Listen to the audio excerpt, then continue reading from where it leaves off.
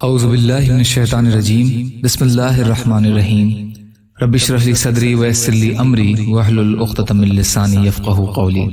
دعوت اور اس کے فضائل کے بارے میں اللہ کے نبی صلی اللہ علیہ وسلم کی حدیثیں۔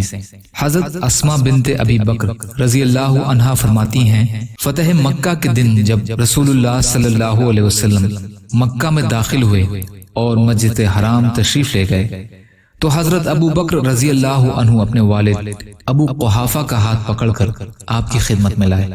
جب آپ صلی اللہ علیہ وسلم نے انہیں دیکھا تو ارشاد فرمایا، ابو بکر، ان بڑے میاں کو گھر میں کیوں نہیں رہنے دیا کہ میں خود ان کے پاس گھر آ جاتا؟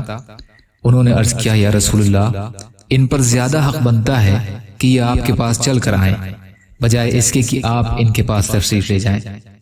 رسول اللہ صلی اللہ علیہ وسلم نے ان کو اپنے سامنے بٹھایا اور ان کے سینے پر ہاتھ مبارک پھیر کر ارشاد فرمایا، آپ مسلمان ہو جائیے۔ چنانچہ حضرت ابو قحافہ رضی اللہ تعالی عنہ مسلمان ہو گئے۔ جب حضرت ابو بکر رضی اللہ عنہ اپنے والد کو رسول اللہ صلی اللہ علیہ وسلم کے پاس لائے تو ان کے سر کے بال سغامہ درخت کی طرح سفید تھے۔ آپ صلی اللہ علیہ وسلم نے ارشاد فرمایا، ان بالوں کی سفیدی کو مہندی وغیرہ لگا کر بدل دو۔ مسند احمد، طبرانی، مجمع الزوائد۔ فائدہ: سغامہ ایک درخت ہے جو برف کے مانند سفید ہوتا ہے۔ یا اللہ ہم سب کو کہنے سننے سے زیادہ عمل کی توفیق عطا فرما۔ یا اللہ جو مظلوم ہیں، پریشان حال ہیں، بیمار ہیں، قرض میں ہیں، بے روزگار ہیں، محتاج ہیں، ان کی مدد فرما۔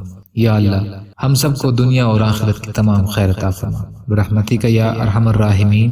لا الہ الا اللہ محمد رسول اللہ۔ السلام علیکم۔